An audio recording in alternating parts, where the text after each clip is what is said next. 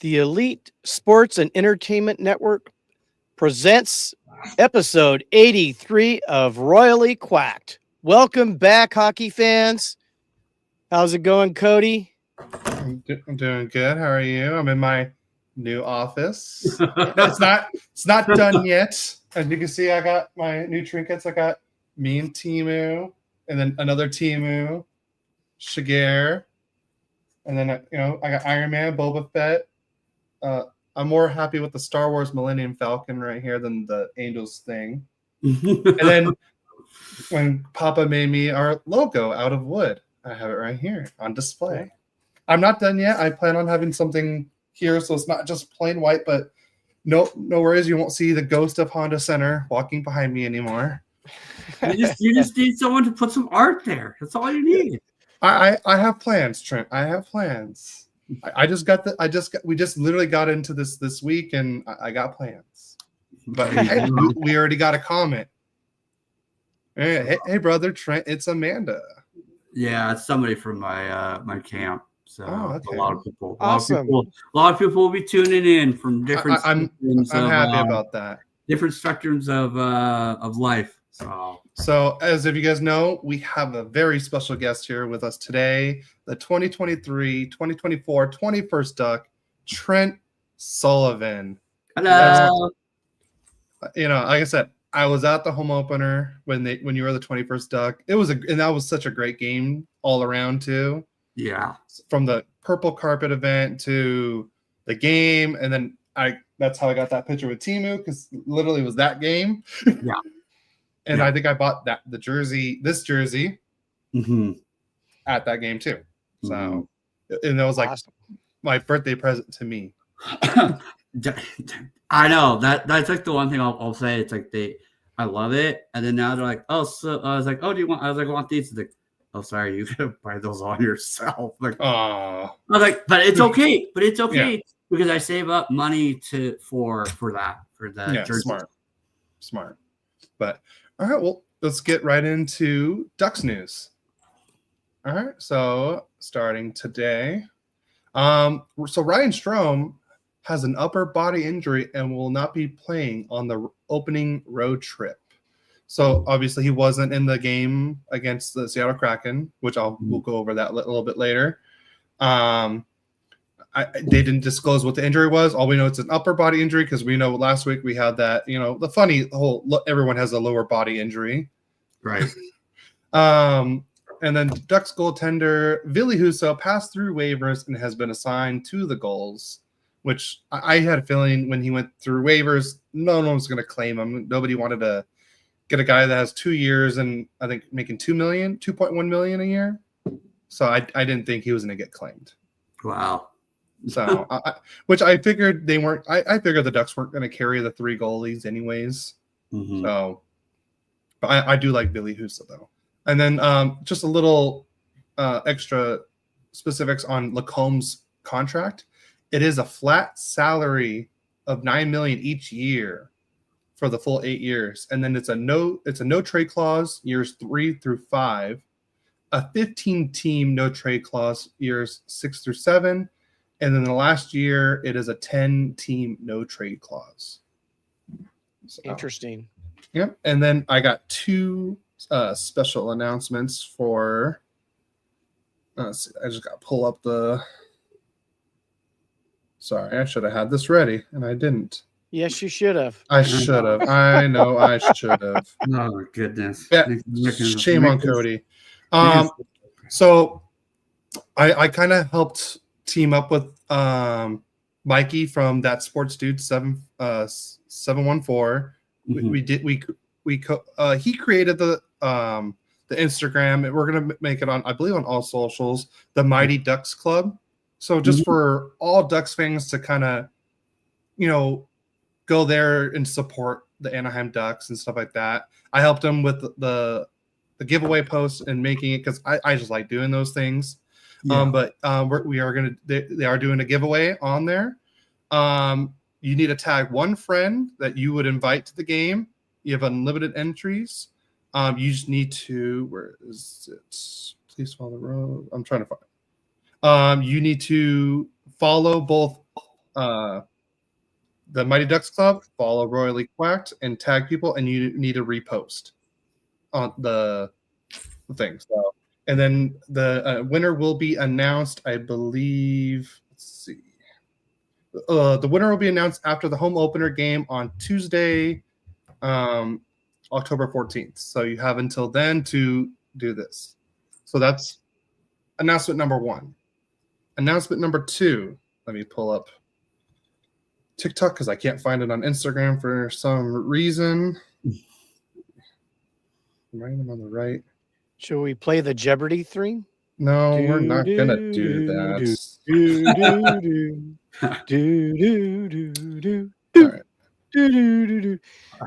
Right. I thought she put. All right, so opening night, there's going to be a meetup at during first intermission at the Ducks game. We're going to meet up by the front entrance, the main entrance, by the team store. And you don't have to be a content creator, just a diehard Ducks fan, just for everyone to kind of meet and know each other and build the community all together. That's the main thing. The person that got this all together, her name is Cameron Adamando. So go check her out on Instagram and TikTok. Everything's on her feed. Like I said, I thought I was thinking about doing it, but I wasn't. I was like, should I? And then she put it out there. I'm like, oh, it's done. Cool. And I'm glad I wasn't the only one that thought about doing something like this. And so because that's where I actually met Trent. Was in that exact same spot. Yeah. During the Sharks game. So I would say that's usually where everyone does the meetups too. I would say that's usually where I'm at as well. Yeah. Even if there's no even when the preseason games, that's where I even was too. It was so weird not to have any of the broadcasts. It's like, wait. I know when I watched it, I was like, there's no setup. I was like, I thought that was weird when I saw that too. So Trent will be there. I will be there. So everyone come say hi. You know, I'm really looking forward to the home opener. You guys have no idea. Oh, it's like the summer. Everyone jokes like everyone has like the summer of depressions. Like summer of depression's over. Hockey season has begun. We do have a comment from your friend Amanda. What day is this? I think that was Tuesday, October 14th, right, Cody? Yeah, it's the Ducks game. Home opener, October 14th. Yep. Yes. Yeah. And not to mention that Captain Chaos was 10 minutes late. Did he miss anything? Yes. You missed everything. You missed everything, Adam. Sorry. Shame. Shame on you.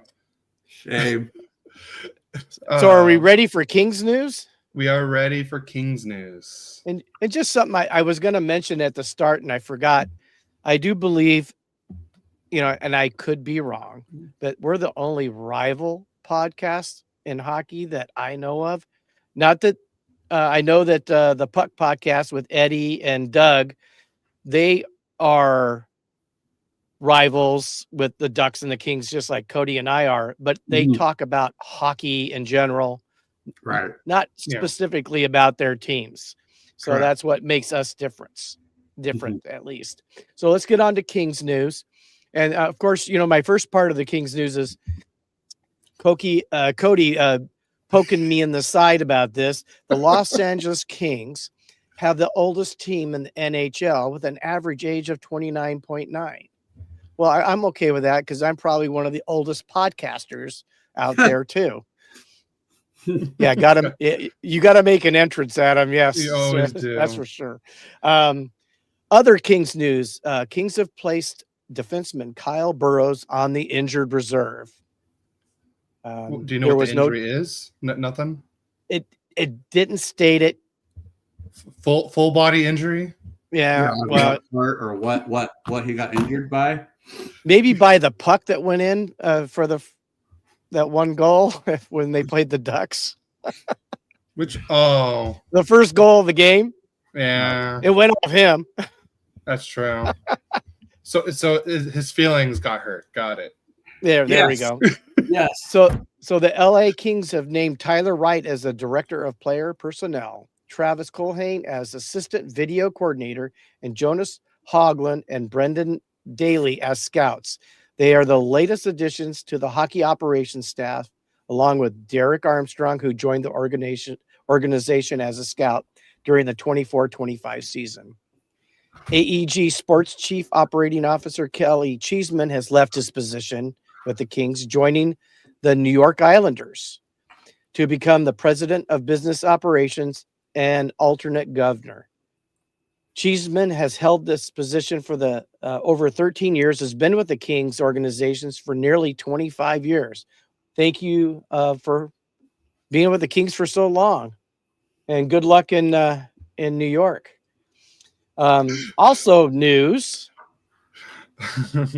What, Cody? Oh, Kings Adam are old. Time to take them out back like old Yeller.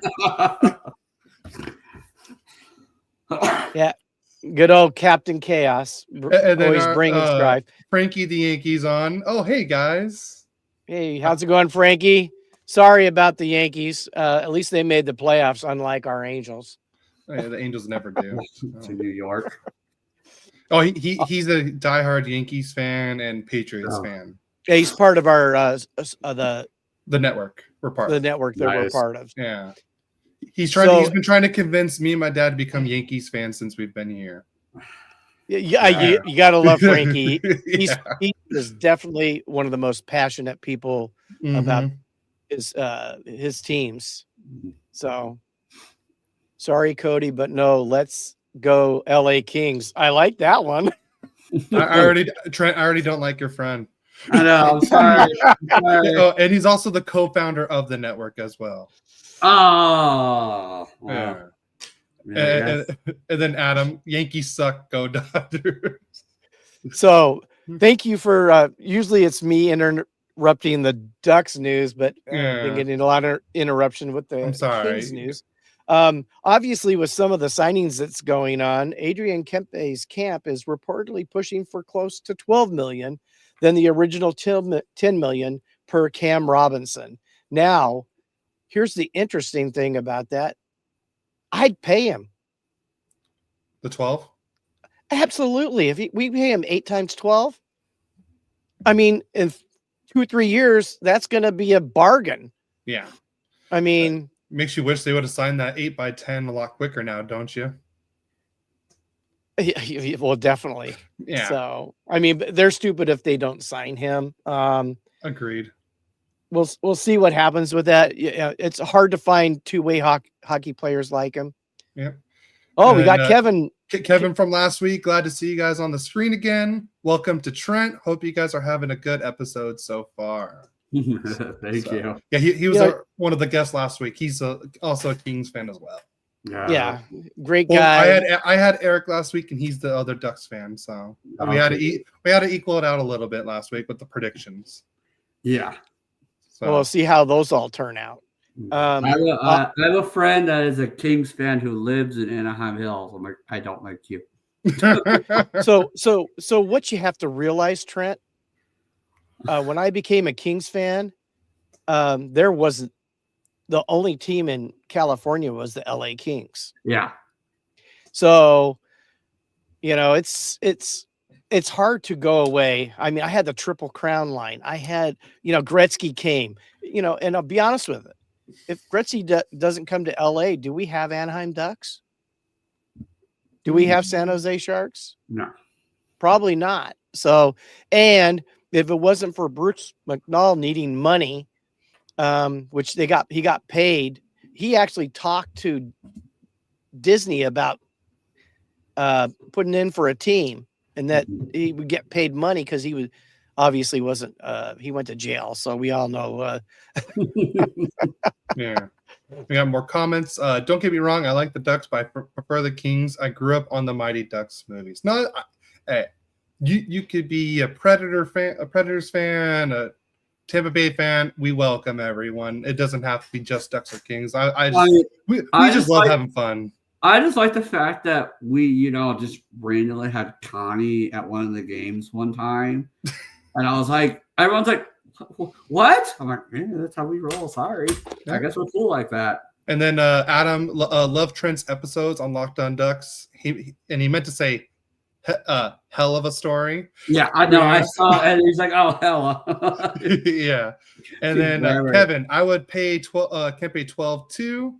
If we lose him, and with Kobe retiring, I think it wouldn't be crazy to say that blowing it up and starting it over with Q, Laugh, and Clark would be a good idea.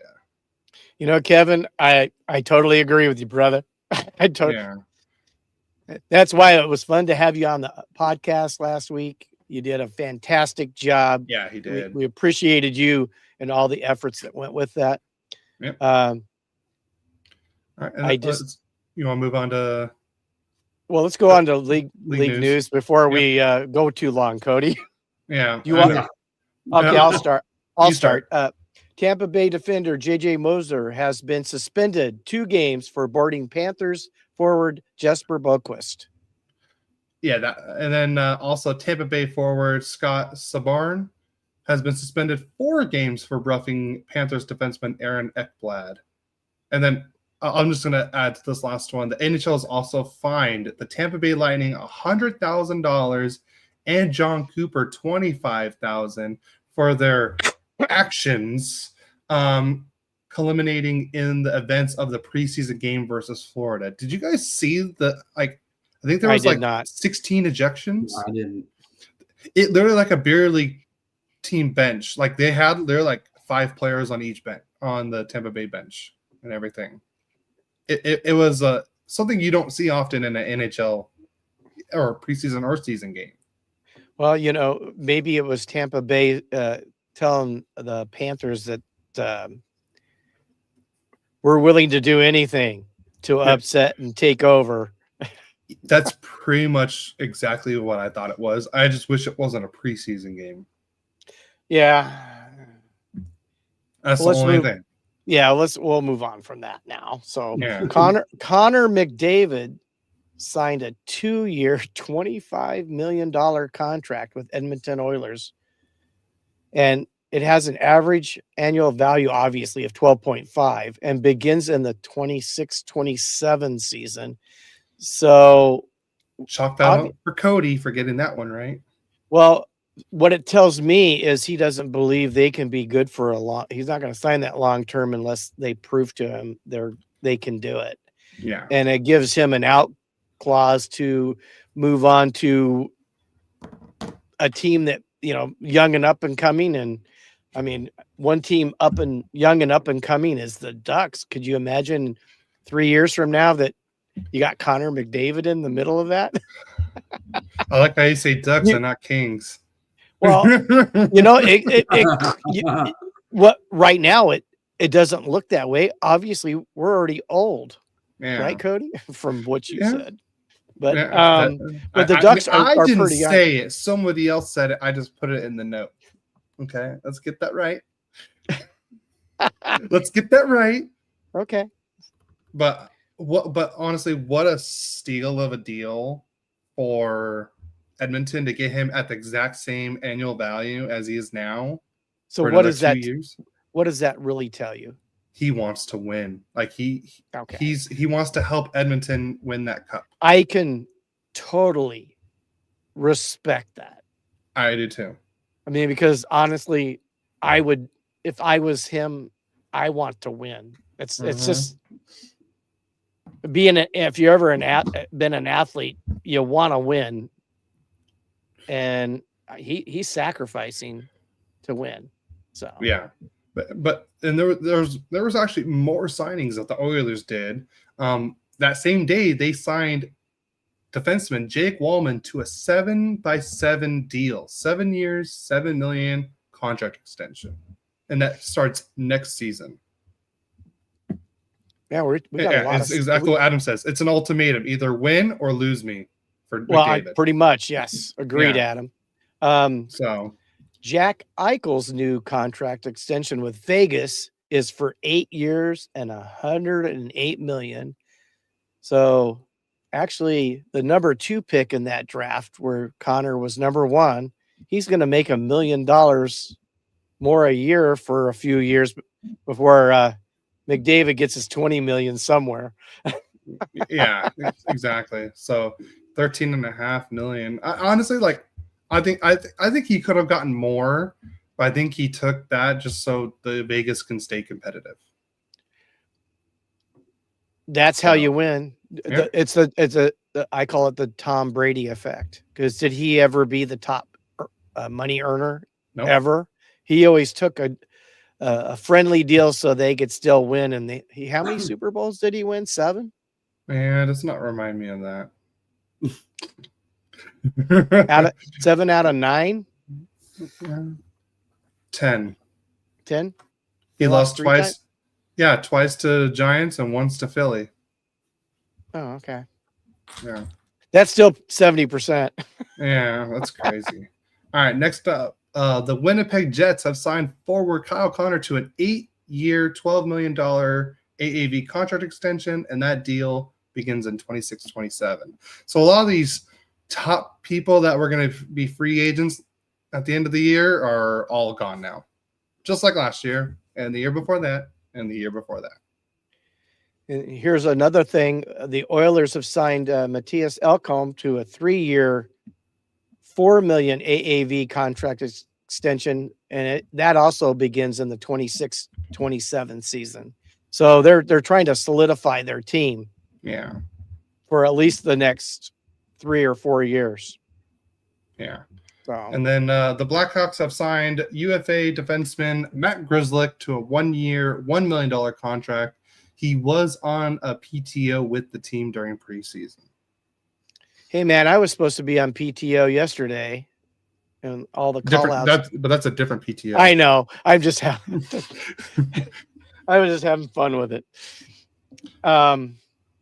So you got NHL franchise valuations, Cody. That must be notes you have. Yeah, I got the picture right here. Do you guys want to take a guess on who is the top value? Then who's the number one value franchise in the NHL? I would say easy. Toronto Maple Leafs. The Toronto Maple Leafs are number one. You want to guess who's? Can you guess the top 5 real quick? Montreal Canadiens. They're number 3. Trent, you have any guesses? I'm gonna give you a hint. Just think original 6. Oh, original 6. Oh, geez, original 6. Rangers. Pick the Rangers. Trent picked the Rangers. I'm not very good with the teams. That's the worst part. I love hockey, but I don't know the teams. I don't know. You can tell it's You're fine. Hey Trent, say New York Rangers. Go ahead. Say New York. Is it the Rangers? I don't know. The Rangers are number 2. Montreal is number 3. Adam says Chicago and Detroit. Detroit is right now 1, 2, 3, 4, 5, 6, 7, 8, 9, 10. 10 is Detroit. Chicago is 7. Boston is 4, and yeah, I saw. I saw that. Oh, where is it? I would guess Blackhawks. Boston is number 4. LA Kings are number 5. Woo! The Ducks are on the bottom 4th of it at just under 1.6 billion. So you have Toronto at 4.25 billion, Rangers 3.65 billion, Montreal 3.3 billion, Boston 3 billion, and the LA Kings at 2.96 billion. God, we lost by 0.4 billion. Yeah, to Boston. It's funny. So this is the only time you guys are able to beat Edmonton. Edmonton has a value of 2.76 billion. Yay! We finally win something with Edmonton. Okay. All right, and then here's just a straight salary dump kind of trade. The San Jose Sharks have acquired the contract of Orion Ellis and a 2026 conditional 6th-round pick from the Philadelphia Flyers for Carl Grundstrom and Artem Guriev. And Elias has not played since November 2021 due to injury. So is he done? Yeah, he's pretty much done. Okay. Okay. Yeah, he hasn't played since 2021, so he's been on a. Even a blind squirrel finds a nut. Adam, are you speaking from experience? That is experience. And then you want to do the next one, Dad? The Bruins announced they're retiring Zdeno Chara's number 33 on January 15th, 2026. About time. Oh, yeah, I know. I was gonna say he's been retired for a few seasons now. God, what did he play till like he was 44 or something like that? And he never really. Oh, about the Kings beating Edmonton and the value. Yeah, the season's just getting started, Adam. We'll see what happens. Until the first round. There's a lot of people predicting that the Kings would beat him right now. So I'm not sure. Everyone had that last year, and that turned out great for you. Well, we'll see what happens. All right, and then do the next one. I'm gonna look up Zdeno Chara real quick. Okay. Vegas has placed Alex Pietrangelo on season-ending LTIR. The team can now exceed the cap by his full cap hit of $8.8 million. Move approved by the NHL, the NHL Players Association, and the player. That's required to be able to do that. All of them have to agree to it. So that means he's not playing this year. No more coming back in the playoffs, with $30 million worth of players and like Vegas has done in the past. Yeah, so the last year of Zdeno Chara, he played 72 games for the New York Islanders, and he was 44 years old. What can I say? And he's still out there running Ironman marathons and all this. That guy is just a freak of nature. It's crazy. Yes, he awesome player. But, yeah, and then be a Hall of Famer probably too. Hall of Famer. I think he's in the Hall of Fame. Did he already get in? Yeah, he's already in. Perfect. Yep, 7-time All-Star. He won the Messi Award. He was the Norris winner, and then he has 1 Stanley Cup. All right, and then next on the league news, Cam Atkinson is going to retire. He will sign a 1-day contract with the Columbus Blue Jackets on October 16th and officially retire as a member of the Blue Jackets. And we have another Oilers signing. Jack Roslovic signs a 1-year, $1.5 million deal with the Oilers. About time someone signed him. The guy who scored 22 goals last year, and he just now signed. And he was like a great player in Carolina too. And then last up for the league news is Jonathan Drouin has been suspended for 1 game for cross-checking Penguins' Connor Dewar.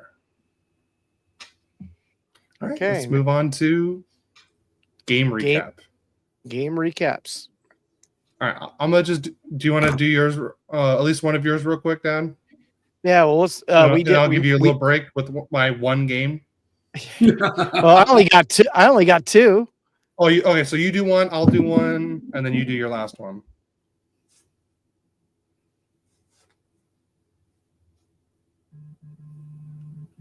You're muted, Dad. I can't hear you.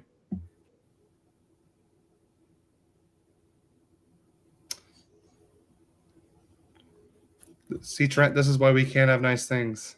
I know. I'll see you there. Well, hold on. He's mute. You're muted. You muted yourself on the studio. I'm just waiting. Oh, there he is. There. I knew the comment was coming. I knew I was just waiting for it. I was looking at the comments like, "Where's Adam?" Yeah, that's all right. There you are. Hey. I didn't touch anything. That's what my mom says all the time. I didn't touch anything. I was like, great.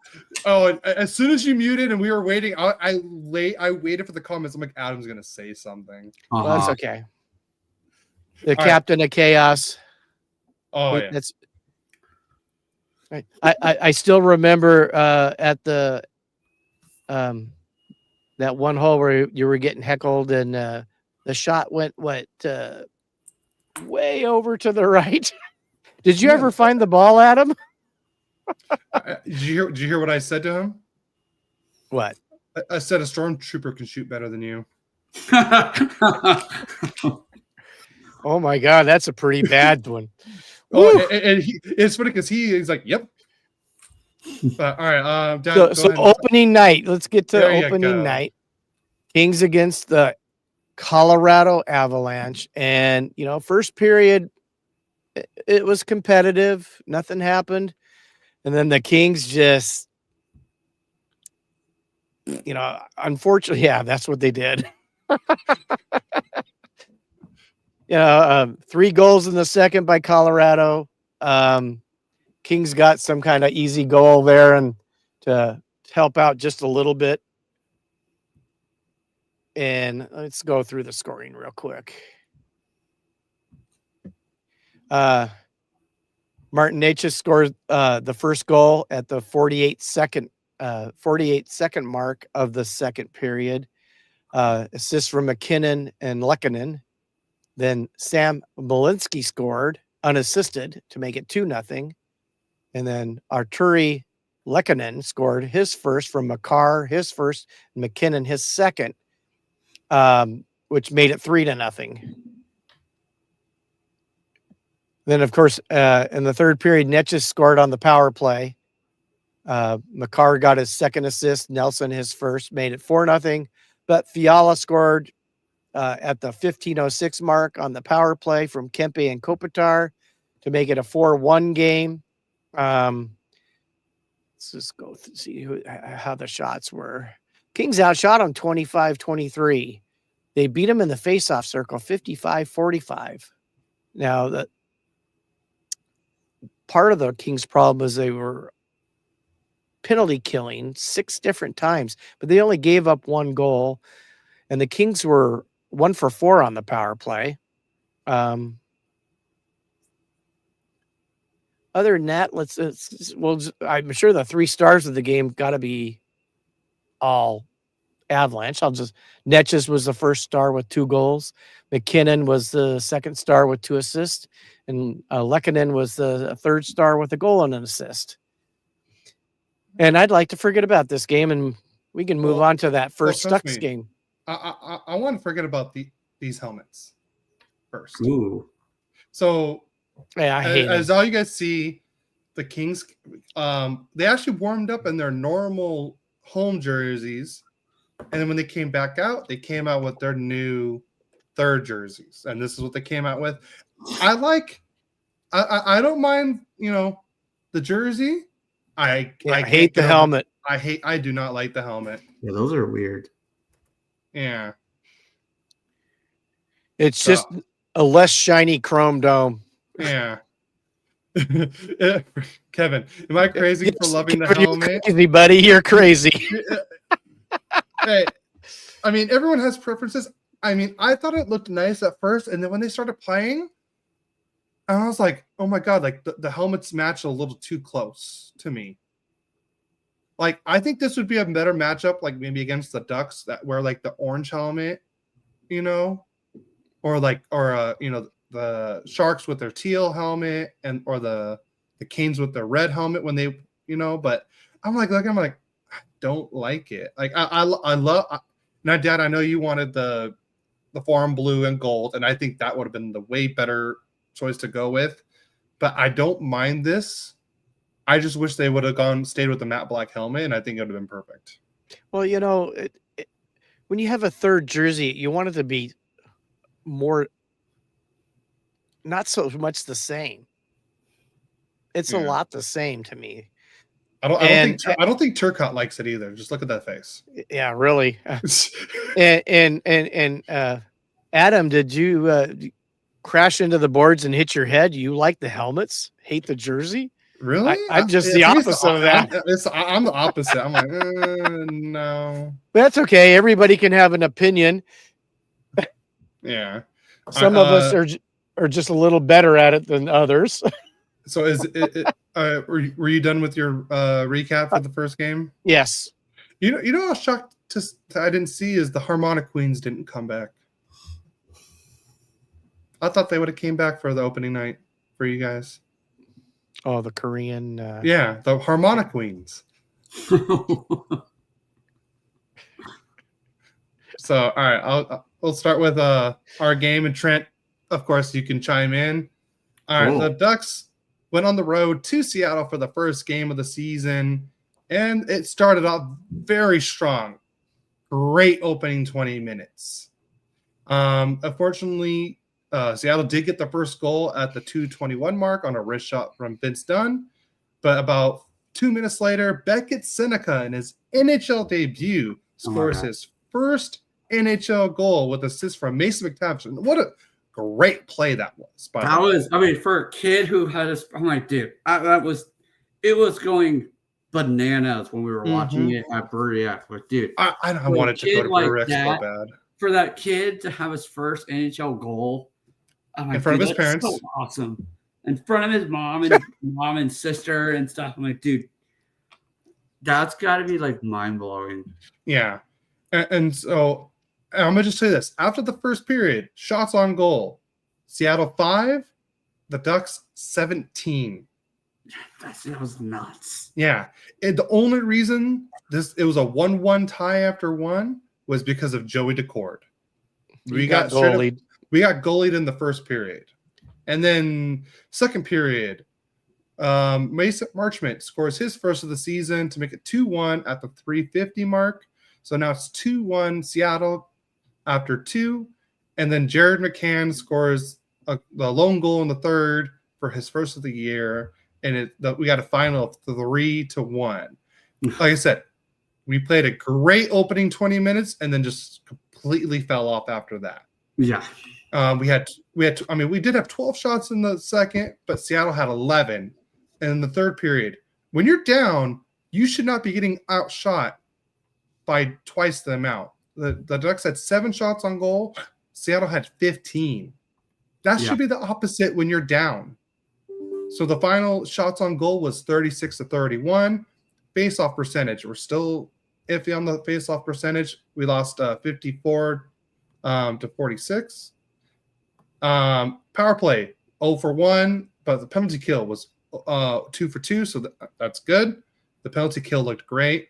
Hits 24-29 in favor of Seattle. Now here's the big thing: block shots. The Ducks had 7 block shots.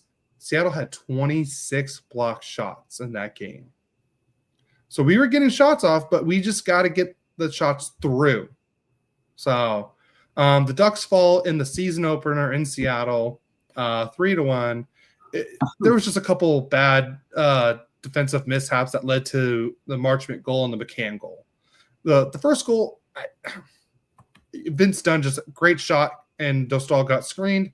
But the other two, just horrible defense. And in honest opinion, I don't think Dostal had that great of a game either. I thought he was a little rough in that game. I don't know what you saw in that game, Trent.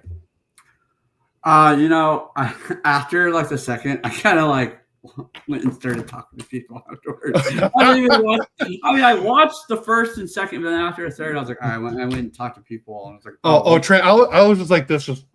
I know. Watching it like I went with my brother-in-law and stuff, and he's more the analytical, statistical guy.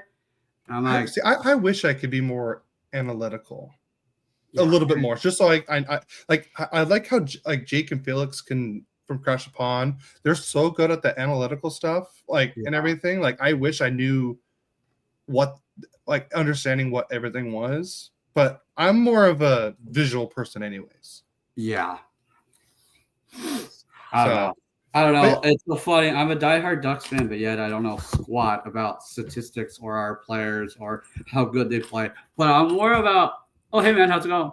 You're Trent. You're a vibes guy. Okay, you're vibes. And honestly, we need people like you. The one thing I gotta say, it's like now it's been 2 years past.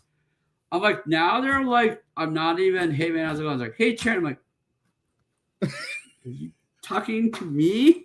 Like me, right? Like there's like a million people who love these guys.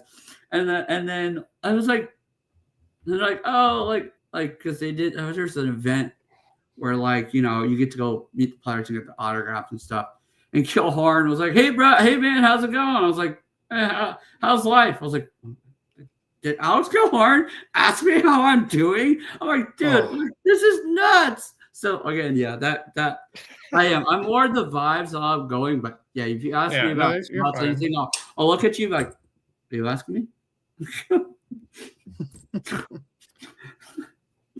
All right. So, and then the three, I didn't even go over the 3 stars. 3 stars of the game. McCann was the 3rd star with 1 goal.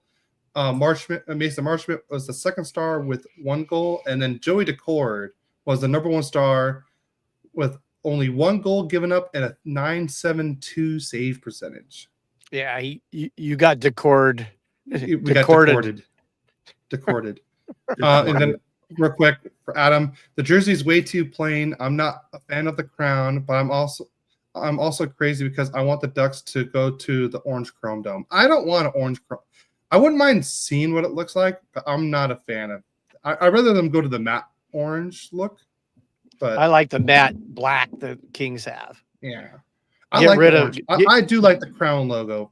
I do like, but I wish they would have done the forum blue and yellow. So go ahead and talk about your last game, Dad. Okay, my last game, very next night. The Kings have a very tough schedule. I mean, they're playing 3 really good teams in a row. And they're in Vegas on Wednesday night. And it starts off really well. Just a little bit of a recap, and I'll get into the details. And Byfield and Kuzmenko each have a goal and assist for LA. Eichel earns his $13.5 million new contract by getting 4 points. And Doroveyev gets a hat trick. And I tell you, that guy's a stud. He had 35 goals last year. Who has him in our fantasy league? I don't know. What's funny is in fantasy, not necessarily is a guy scoring 35 goals as important unless they do everything well. But he scores on the power play, so that helps. So let's go quick over and go to the scoring. In the first period, Andrei Kuzmenko gets his first on the power play. Take your pause real quick because you're like cutting in and out. Yeah. Okay. All right. Go. Because you were starting to sound like a robot there for the last 30 seconds. Yeah. Sorry, I couldn't tell. I hear myself just fine. No, you're fine. That's why I was like, wait, stop. So Andrei Kuzmenko on the power play gets his first at 4:41 of the first period from Kopitar, his second assist, and Fiala his first to give the Kings a 1-0 lead. And then Quentin Byfield gets his first unassisted to put the Kings up 2-0 at the 11:57 mark. So it's 2-0 Kings. And that's when Vegas gets in. Doroveyev scores his first unassisted to make it 2-1, just 2 minutes into the second period. So it's now 2-1. Then finally, Jeff Malott gets his first from Joel Armia, his first, and Turcotte, his first. What I like about this is we've got multiple lines producing goals here. So this is looking good. We're up 3-1. But Doroveyev scores again on the power play with about a little over 2 minutes left in the second period to make it 3-2 from Stone his first and Eichel his first. And he scores his third just 2 minutes later. Stone gets his second, Eichel gets his second. So now it's 3-3. And that's how the second period ends. Kings started off really good. They were up 3-1. Now it's 3-3. Third period starts. The new $13.5 million man scores his first at 5 minutes into the third period from Marner, his first, and Barbashev his first, to put Vegas up 4-3. Now, Kings were up 3-1. Now it's 4-3 Vegas. Then Barbashev gets his first from Eichel, his third, and Marner his second at the 8-minute mark to put Vegas up 5-3. So we were up 3-1 and gave up 4 straight goals. Now, this is where it gets, I thought, weird. You're up 5-3, and shorthanded, Trevor Moore gets his first at the 11:39 mark from Deneau his first and Doughty his first to put the Kings just down by 1, 5-4. And then Brant Clark gets his first at the 14-minute mark from Byfield his first and Kuzmenko his first. And now we have a tie game. We go to overtime. A lot of exciting things happen in overtime, but nobody scores. So let's go to the shootout. So who starts out the shootout for the Kings? But, hopefully the new $12 million man. Let's hope they sign him. He gets a goal. And then the new $13.5 million man, Eichel, goes first for Vegas. And Forsberg makes the save. Then coming up second is Trevor Moore, who gets the goal. So the Kings are up 2-0. Then, of course, who scores 3 goals, he scores also in the shootout. Doroveyev scores again to make it 2-1. So it's now 2-1. Fiala shoots and there's a save. And now if they can stop Marner, and Forsberg stops Marner on the shootout, and the Kings win the game 2-1. Let's go to the 3 stars of the game. And obviously the third star, with the game-winning shootout goal and a shorthanded goal in the game, was Trevor Moore. Second star, which to me, I would have had him be my first star, with a goal and 3 assists, Jack Eichel. And the number 1 star for the game is Doroveyev with 3 goals.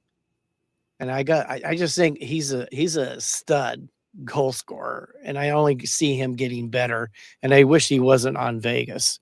So, and that ends the week for the Kings and games.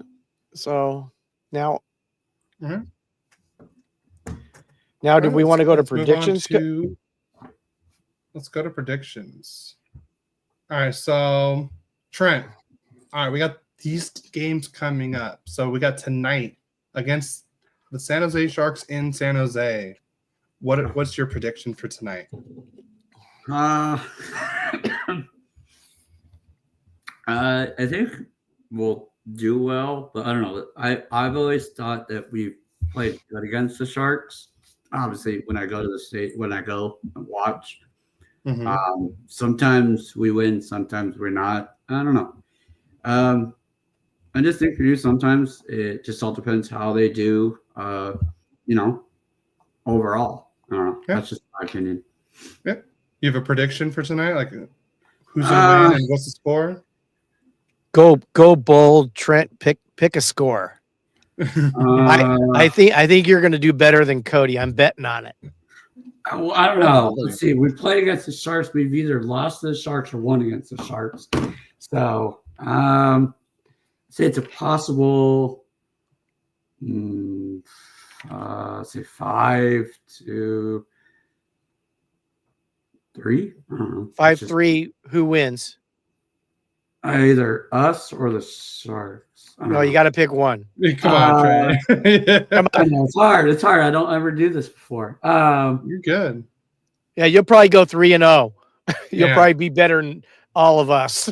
I don't know. Let's say maybe us. No, let's say maybe us. But then there's a possibility of them coming back. So it's okay. I'm gonna go. Trent, you go bold or go home. You're going 5-3 Ducks. There you go. I'm sticking 5-3 Ducks. There you go. How about you, Cody? I'm going 4-1 Ducks on this one. I'm going All 4-1. And then the home opener, Trent. Oh, we're gonna either we're absolutely gonna win this. That's either gonna be we've won every home opener, so I think that's our sweet spot. The Penguins, man, I would see a 4-2 win at the end. 4-2. 4-2. Okay. I'm sticking with it. I'm saying 5-2, and we all get chicken. I like it. So I'm saying 5-2 on win for the Anaheim Ducks. And then Thursday, home against the Hurricanes. Oh, I'm thinking us. I would probably say we would probably I'd go 3-3. It can't end in a tie. No, sorry, 3-2. 3-2. Us losing by a point. Okay, so you got 2-3. The Ducks lose to the Canes. Okay, I have us losing 4-3. So right. I have us losing that game as well. I like what the Hurricanes did this offseason. I think they're a stronger team. So I think we're pretty close. They're one of the favorites for the Stanley Cup this year. Yeah, I'll believe it when they actually win more than one game in the Eastern Conference final. Yeah, well, we'll see. I think they're one of the favorites for it. I mean, doesn't mean they're going to win. Yeah. Right. So. And then, Dad, you want to go? Well, I did predict the Jets-Kings game last week, but it's just probably going now. I have not looked at the score, so I don't even know what's going on. I picked 3-2. I'll stick with that. Kings beat them 3-2 in Winnipeg. Then they're at the Wild. I picked the Kings winning 4-2. And then at home on the 16th against the Penguins, I got the Kings winning. I'm going with a sweep, 4-3. And they never beat the Penguins. I don't care how good or bad the Penguins are. The Kings never beat them. So I'm going for finally a victory against those Penguins. Those little funny birds, man. They just seem to score goals against us. Yeah. All right, they're nice and fluffy, but so all right, now we got our predictions done. Trent, I want to hear. Let's tell everyone your story. So I'll start before I read it off. I have a whole. I'm going to make this shorter than it's supposed to. Hi, I'm Trent Sullivan. I am the 2023-2024 21st Duck. If you don't know what a 21st Duck is, it's somebody they pick who has a great backstory, does a lot for the community, and gets to basically be a celebrity for the day. Get to go on the ice with the team. You get to basically be one of them for a whole day. Your name is on the roster. Literally, that's the only thing I don't have a picture of that. That's the one thing that was super cool is my picture was on the roster and had my name, my number. Obviously, I didn't have statistics, but it was super cool to have just your picture on the, on the wall, on the jumbotron and stuff. And for those who don't know what that is, you're basically a celebrity for the day. The whole day is all about you, and then after that, the whole season is all about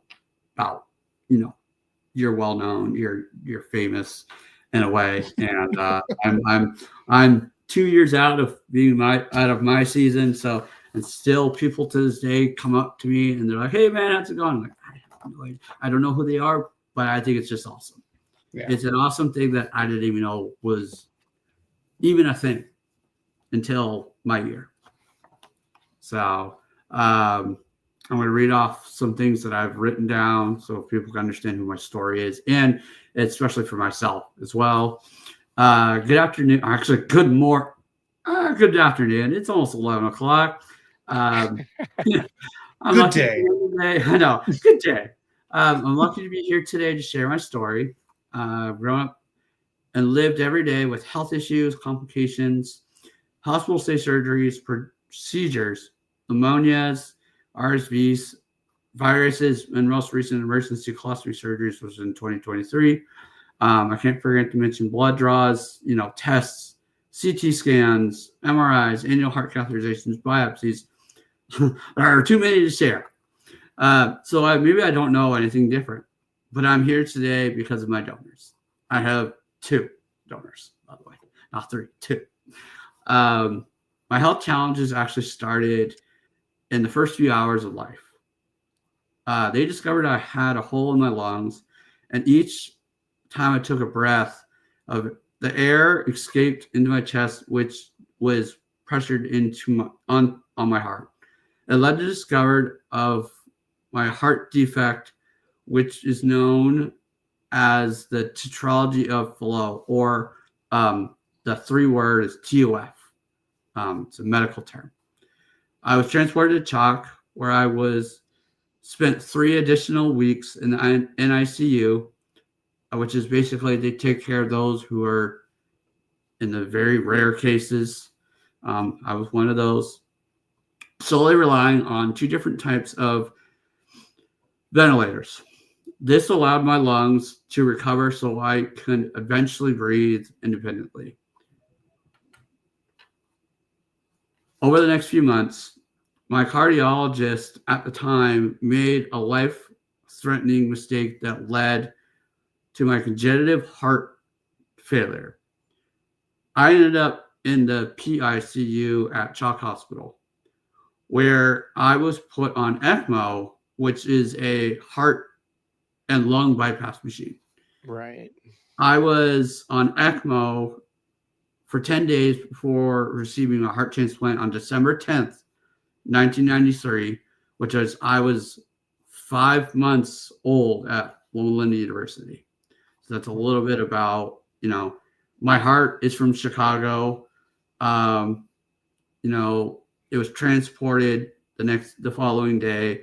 My family and I have always been grateful for, the donors, and we've always celebrated my anniversary in December every year. I do a separate day by myself just to remember the person who passed away to give me my life. So I'm happy to share.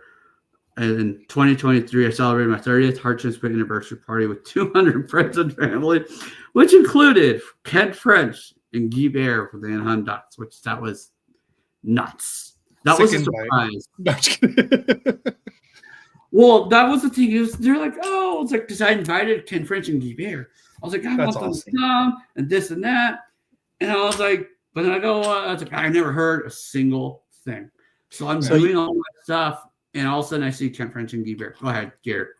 So you were the 21st duck, and you got the first duck ever to come to celebrate your anniversary. That's awesome. Yeah. I mean, because he was the first pick on the expansion draft.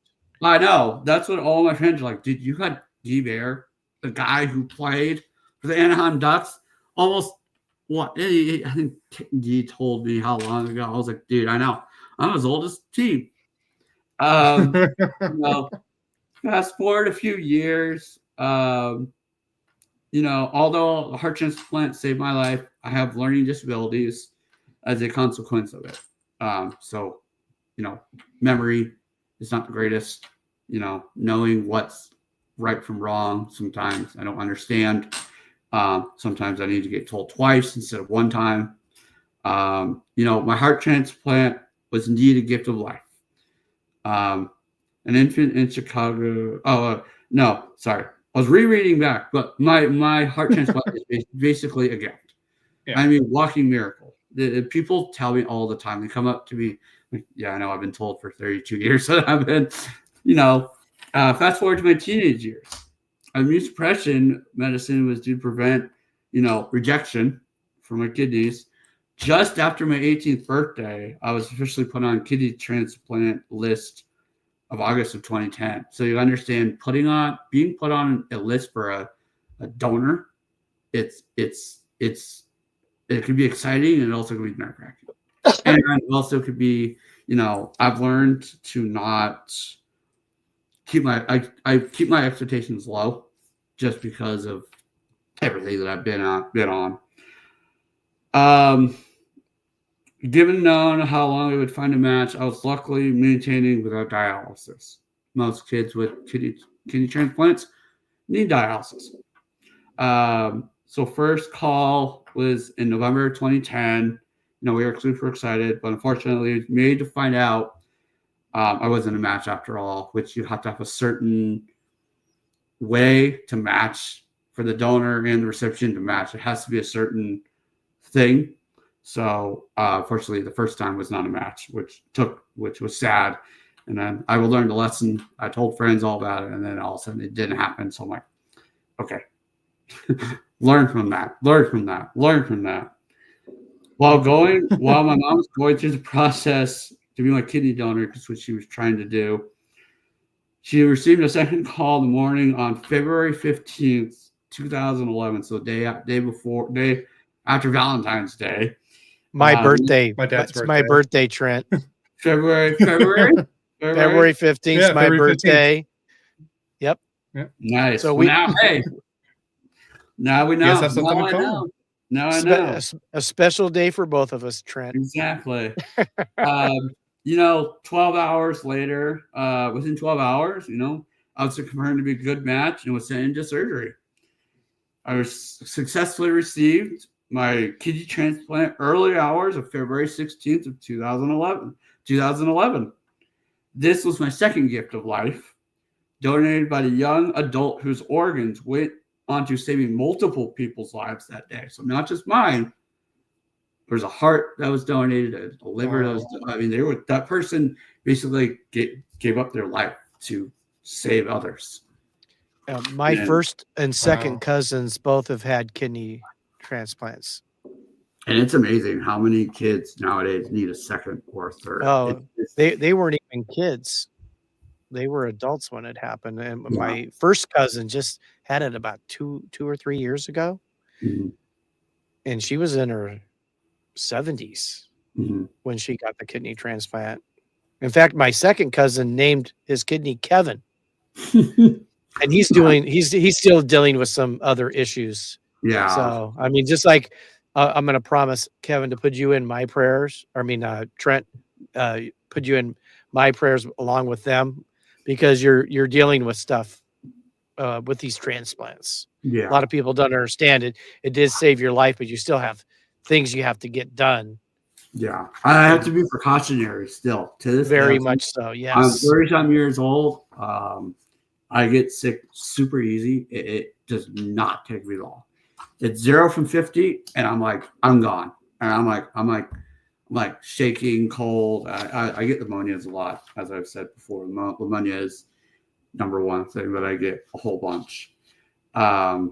So go into COVID, and then after that, kidney transplant in 2011, which has been, 14 years ago. 14 years ago. It'll be 15 in 2026. Yeah. It's crazy. Amen. That happened for you, brother. Thank you. Yeah, no, I do not take life for granted after all the stuff I've been through. Like I think of things so much differently now that I've had the heart transplant, the kidney transplant, and then I end up needing a pacemaker, during COVID. And there was COVID. My family's always been precautionary. My siblings and I would come home, we would clean right away. And what's funniest thing, when COVID happened, everyone lived my life. And that's what the funniest part. I'm like, oh, so I get to sit back and let you all see what it's like to be me. See, I never thought of it like that until you just said that and everything. Because I hated wearing the mask. I did wear the mask because, like I said, I wanted to be safe. I wanted to put others around me safe and everything. But I could not stand wearing those masks. Yeah. Well, no, it's funny is I wore N95s even before people started doing it in COVID.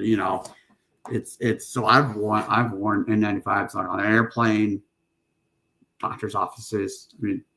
Those are the only 2 times I'll wear it. Yeah. But if I got sick as a kid, I end up in the hospital. That's very common with transplanted people. They just go straight. It takes them 5 to 7 days to recover. Yeah. The worst part is, in fourth grade, I got the influenza.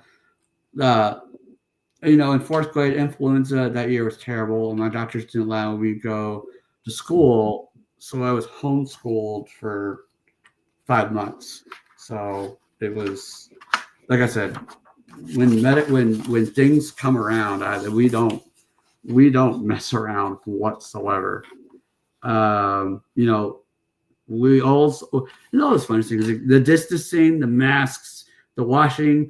Like, it's funny because I did it for 30 years. And then when COVID happened, I'm like, oh, so you get to feel what it's like to be me and how I have to live this life. Not that it was a bad thing, but it's just now they're seeing what it's like to be me. And people came up to me and I'm like, they're like, now I get it. Now I understand why you're this XYZ ABC. We always kept our friends and families the same throughout COVID. We all learned to live with me being immune compromised, which that's a word, for the last 32 years. So yeah, COVID was scary, but I needed to live and enjoy life. I had to. I couldn't just sit in a yeah. What's that movie that Jake Gyllenhaal does, The Bubble Boy? Or something. Oh, yeah. Yeah. I've never seen it, but I know what you're talking about. I'm like, I can't do that. I can't be Bubble Boy. I can't be protected all the time. So, yeah. In August of 21, I tested positive for COVID.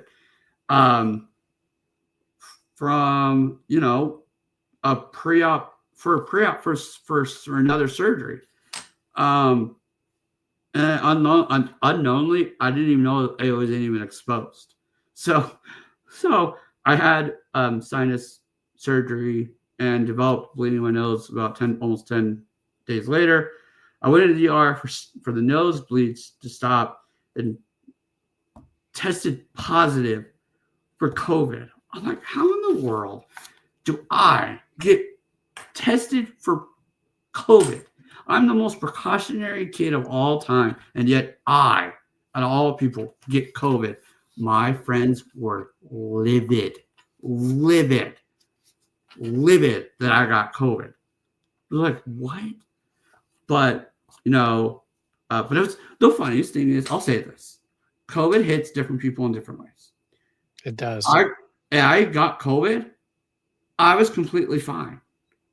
And that's what's so interesting. I was asymptomatic the whole time. But I was being monitored and they saw pauses in my heartbeat. They admitted me and spent over 2 weeks in the COVID unit all by myself. I can do things by myself to a certain extent in the hospital, but my mom is my advocate 100%, even if I'm old.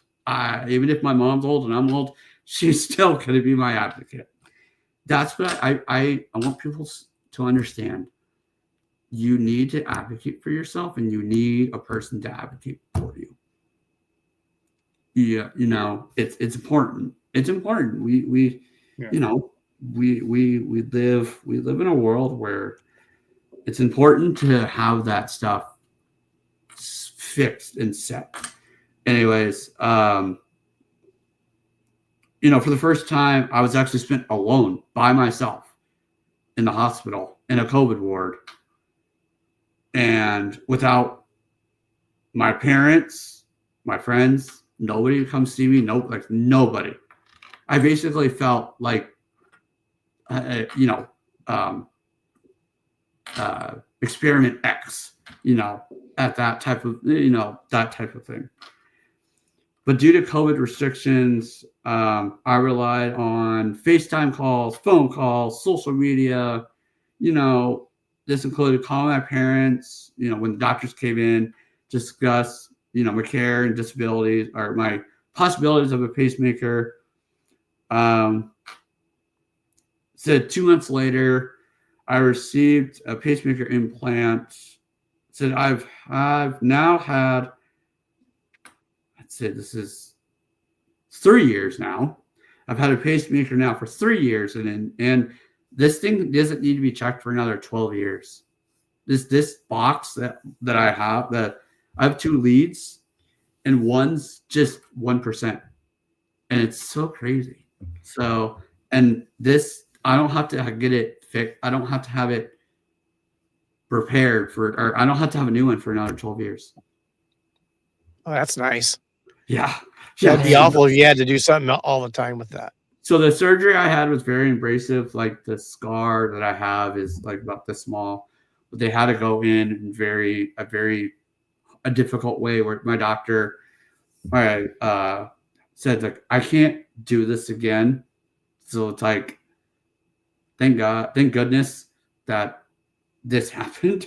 He's like, so jump May of 23, I had abdominal pain. I went to the ER for abdominal pain. 3 days later, I underwent an emergency colostomy surgery, which is basically to take part of your stuff, part of your colon, take it and make it into a colostomy bag. If those don't know what a colostomy bag is, which is basically all the foods and stuff go into this bag and you have to dump it out and stuff, and people live with it. So this information it's very interesting to learn. I didn't know what a colostomy bag is. I didn't even know what a colostomy surgery even was. It gave me quite a scare, and so I coded blue. So it took me another 24 hours to come off the ventilator and be able to breathe on my own. Something went wrong. Things went wrong. An anesthesiologist that gave me the wrong type of meds that I was definitely allergic to, and basically one of them is I completely shut down, and she didn't listen to my mom. My mom's one of those that will tell you are doing things wrong. And so March of 2024, I had the colostomy reversal, which I recovered in an ICU, and then I actually got to go home. I got to go home and sleep in my bed and not sleep in the hospital bed and stuff. Collectively, I was, along with a colon surgeon, heart transplant, kidney transplant, pulmonary, infection disease, all ensured that I remained stable as possible. 2 weeks after that surgery, they talked about, having, a way of possible, discuss the risk and benefit of completing a colostomy reversals, which is putting it back. So that was said and done. I just shared a clips note version of my medical history over my lifetime. I've faced a lot of challenges that could have knocked me down. And don't get me wrong, I've had bad days. We all have bad days. We all have our bad days. Do not get me wrong. Every single one of us have bad days. However, I found a way to move forward using my strength, perseverance, and reliance. However, I focus on the simple things of life. My favorite things are, now people are going to really get to know who I am. Starbucks, chocolate milk. It's a customized one pump. Okay, let me reframe this. I do not drink coffee. I do not drink coffee. I do not drink any of the Frappuccino stuff. I drink a specialized one pump kids cold chocolate milk with easy ice and whipped cream, with 1 pump of mocha, 2 pumps of peppermint, depending on the season, or pumpkin spice that now everyone's so uppy about, or not do it at all. my God, I love Starbucks, but I don't go to that extent.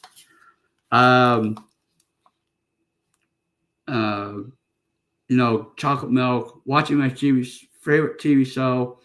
For those who know or have seen my socials, I'm a diehard Office fan. Diehard. I mean, Amen. live, breathe, and if it's not hockey, I live, breathe, Dunder Mifflin. I live and breathe Dunder Mifflin. I swear to dude, I've probably watched it over 100 times, maybe more. It's to the point where I know the lines. I know it's so. I love Legos. Legos was one of my favorite things. Is like when I was in the hospital, and Ducks games. Amen.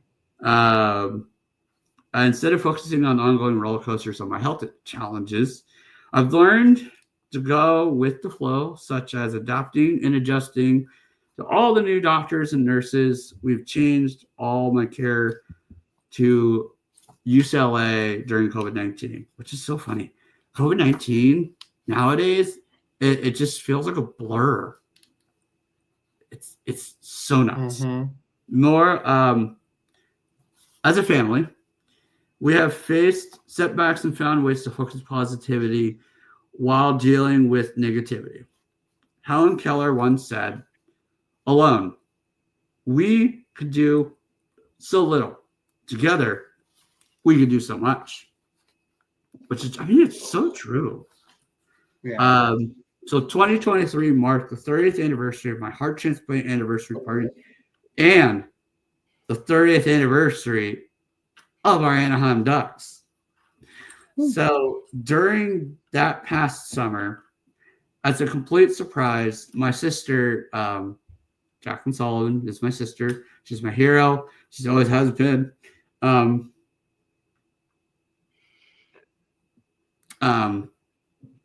stuff nominated me for, as you can tell under my name, the 2023-2024 21st Duck for the Anaheim Duck season. I have gone to many games with friends and family and loved watching Ducks for as long as I can remember. I'll put it this way. Mike Babcock was my childhood neighbors. My buddy I've known for over 20 years. Mike Babcock was his neighbor. Wow. Yeah. Wow. So yes. So in October, my dad lied and said we had been given a suite to take to the entire family and a couple of friends to the preseason games against the Coyotes. While enjoying the game, Timo Solani, dude, I love the dude. He's so cool. I know. I love the fact that like you have a picture of him. Like, I love the dude. He is such like down to earth dude. I don't know how to. Dude, I went to his restaurant. It was so cool. We did too. I know, dude. It was. My sister-in-law pulled some strings, and we got to sit in his personal. That's where we sat too. Yeah, we got to sit there too. It was a very good steak. But he was not there, unfortunately. I was like praying. I was like, I put it on my Twitter. Like, Timo Solani, I'm going to your restaurant. Could you please show up? But the funniest thing is talking about Timo Solani. Timo Solani walked up to me and said, "Hi, Trent," and showed me a photo. I ran into Timo Solani at this event in Arizona. It's called Barrett Jackson Car Show. It's a car show about collectible cars. Out of all of thousands, I'm talking thousands, maybe hundreds of people, I see Timo Solani in this crowd. I'm going like this. I'm like, there goes Timo Solani. And I'm like, no, it's not. I'm like, yes, it is. So I go up to him and be like, hey, man, how's it going? And so I never heard, and then never saw him ever again. So it was super cool to have that moment with him to talk about, hey, I saw you a couple years ago, Barry Jackson. Did you buy that car? I was surprised and taking it all in as he handed me a custom jersey and shared that I was the next 21st Duck for the 2023-2024 Anaheim Duck season. I've never been able to play sports, but I feel so honored to be selected as the 21st Duck of the Ducks program. So I found out that I had to go on the ice. They're like, so do you know how to skate? I'm like, no. I was like, well, it's time to learn. You're going on the ice a week from tomorrow. I'm like, okay, cool. So my brother, and I was like, we'll take you and stuff. Dude, the whole experience has been it's way too long now to talk about it. But dude, I gotta say, it has been one of the greatest and biggest life-changing things for me. And obviously, Cody, I know you see it over social media and stuff, and you've seen it, over that. But dude, the amount of stuff that just being a part of the Anaheim Ducks has given me, basically, going to the games is like something I thrive. I love. And I don't know. I can go on and on and on. But do you guys have any questions about like the 21st Duck stuff, or you got questions for me you want to ask that I can try to answer for you? Or no, you said so, like, you answered a lot of the questions just from your story and everything like that. And like I said, I've known about you since they announced you. I saw that video with Team Solani giving you the jersey and all that. So like I said, I have followed you since that you were announced as the 21st Duck. Yeah. So like that's why I wanted to go talk to you when that was my first time. I think I saw you once before, but you were talking with people. I know that's a funny thing. That's what I was saying to Kyle. Like, dude, I've actually never met Cody before, but I've followed you since my season, and that's what's the funniest thing. It's like people will come up to me like, "Hey man, I think I saw you at the game the other day." It's like, well, why didn't you come and say hi to me? I'm like, well, I'm not gonna bite, Yeah. And so, a few things that I want to add is like, I was on national television. I was in the news. I was in the newspaper. I mean, I have never seen my phone blow up in notifications in my life.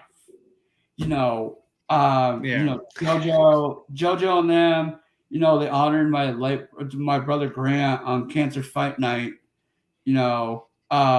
and stuff. And so, and then like another mark was the fact that, 2023 was my 30th birthday. The Anaheim Ducks 30th the Anaheim Ducks 30th anniversary, which is a big deal. My 30th Heart Transplant anniversary party. So it was like the 30 year for me. And I'm like, I don't think I'll be able to top that at all. There's nothing that I can think of in my life that tops being the 21st Duck, being announced the 21st Duck. Being told, saying, "Hey, I want you to tell us your story." It was like the fact that that I was picked to be the 21st Duck has been, God, I love it, man. I wouldn't have changed it.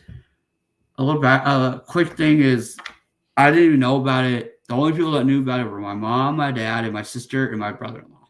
Because obviously my sister was the one that got called by the foundation, said, "Hey, by the way," first phone call was like, "Hey, your brother's a runner-up." second phone call saying, "Hey, your brother got picked." Oh, that's awesome. Wow. That's awesome that you got picked. That's awesome. It was. I think once they saw it, it was funny. One of the foundation people I'm friends with now said, "I read your story."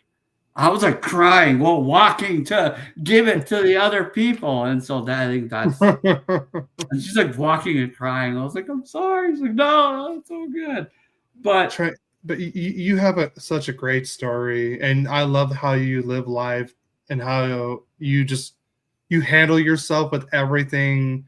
You're so outgoing, like you want to be around like us Ducks fans and people and stuff like that. I guess I love that because like when I came up and talked to you, you were so welcome and everything, and I it was such a pleasure meeting you, and I'm glad I actually finally. I was like, okay, here's my chance. There's not a huge crowd around him. He doesn't look. I'm like, I gotta say hi to Trent and stuff like that. So, well, that's the funny thing is I met Kyle for the first time too. Oh, I thought you knew Kyle already. Dude, I've never met Kyle. I've never met Kyle, dude. I met Kyle for the first time too. I'm like, dude, I know who you are. I've seen your stuff, but I've never ever met you. And that's where I'm like, people are like approaching me at the game. I'm like. I've never ever. It's so hard. But yeah, dude, I met Kyle and you was like, oh, but dude, to end it all, man, just it was a blessing in disguise for me to be the 21st Duck, to be part of something that now is my life. Yeah, I live, breathe hockey. In a joking way, it's like I said, I should just build a bedroom in the rafters and just come down when it's game season. I'll be your roommate, Trent. You and I will just be roommates at the Honda Center on the top where all the things are. Yeah. But yeah, no, it's the Ducks won that night. Frank the Tank was star of the game that night. I mean, everyone knows the whole story about that night. Ali Lozoff interviewed me at the end with, it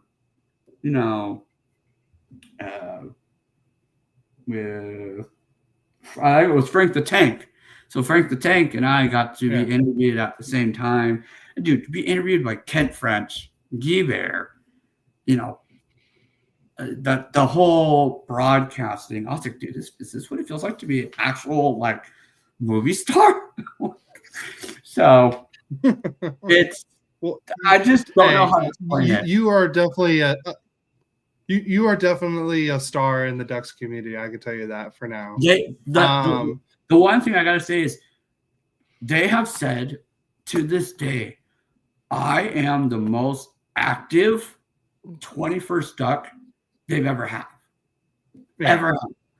Obviously, they come and go, they come to the game, but when it was my year, and I heard from the foundation one day, they're like, do you understand? We never see these 21st Ducks, ever. We see them from time to time when life happens. But you're the most active 21st Duck we've ever had. And Ken French and Guy Bear were saying the same exact same thing. They're like, we can't get rid of you. I'm like, joking. But it just, I love it. I just don't know how to explain it. But hockey now has been and will forever be a part of my life. Yeah. Well, we definitely understand that. It's part of our lives too, in a different way. And the neat thing about that, Trent, is you weren't just 23, 24. You'll be forever a 21st Duck. Yeah. So, and that's such a honor and a privilege. Yeah. And when Cody asked if you could be on the podcast, what was my answer? Yes. Of course. He said, of course. I said, of course. Absolutely. Yeah. No, I love sharing my story. I'm not scared of it. It's who I am. It's part of me. Yeah. It's got to be a part of me until the day I die. I mean, realistically, my life dream for me is to be the world's longest well, I'm still young, but I'm short. World's longest, my original heart. I still have I've not had any secondary. I want to be the world's longest heart transplant recipient with his original with the first heart transplanted heart. That's if I can get in the Guinness World Records of being the longest heart transplant recipient with having one heart transplant, that will just make my life. Well, we certainly hope you reach that goal. No, I yeah. Go ahead, buddy. But before we get out of here, Trent, do you want to plug anything before we get out of here? No, I just want to say, life's too short. We got to enjoy the small things. I'm a prime example of it all. Take it one day at a time. Don't enjoy the small things. Enjoy life. Go out, have fun. We can wallow in the past, but we also got to get up and move on. And yes, it hurts, but at the same time, we gotta be like, all right, I can do this. I want people to live by example, not lead by example. Like, oh, Trent, he does this. It's like, yeah, maybe I want to try to be like him, but don't literally be like me, but have your attitude, right? Have that attitude to live and enjoy life no matter what. Yeah. I totally get that, Trent. And I totally respect that. And that's where nowadays it's step out every single day. Yeah. One day you can wake up and be like, oh, I don't feel good. Okay, well, the next day you can be fine. So, and that's where, another thing is it's a long time. It'll be a long time because due to a lot of memory issues. I am wanting to be an author, and I want to share my story. And so I'm writing a book that is called, I will tell you exactly what it is called. I'll send you guys a picture of it, and you guys can always share it on your socials. Perfect. Well, while you're doing that, I'm gonna do our little outro because I'm on a little timetable. Go right ahead. Everyone, please go follow us at Royally Quacked on all social media. Comment on the videos, comment on it. We want to hear from you guys. Subscribe to us on YouTube. Follow us on Twitch. Like I said, let's get the likes going, please, especially for our main guy here, Trent, and everything. And guys, go follow him. Go follow Trent on social media too. Like I said, if you're at the Ducks game, say hi. Come on to me, say hi. Go say hi. So come on to me, say hi, Trent. Yeah. So long story short, this is a dream that I'm working on, and this will come out one day. Perfect. Awesome. I can't wait, Trent. Thank you. Thank you both for having me. I appreciate you letting me come and talk about my life and talk about my story. Obviously, there's probably a lot more I missed just due to, memory issues and how it was told. But the way I told it was exactly how I live, how life has happened. That's awesome. So, all right. Well, thank you for coming on with us, Trent. Like I said, such a great story and everything. Thank you. Yeah, thank you both. Cut out. Cody, you froze. Cody froze. Oh, there you are. He's back again. Yeah, I'm having internet issues. So, but I'll definitely see you on Tuesday, Trent. Yeah. I'll definitely come by and say hi. Yeah, so, I will be. I'll be in between the broadcasters and the tequila-ria, whatever it's called. Yeah. So that's where you'll find me in every intermission. I just don't know about Tuesday because it might change, but I will be there no matter what. All season long, you can find me right next to, between the team store and the food thing on the right-hand side of Taqueria. So Sounds good. So, all right. Well, we'll see you everyone next week on Royally Quacked, and just remember, let's go Ducks And Let's go Ducks. Kings, go. Huh.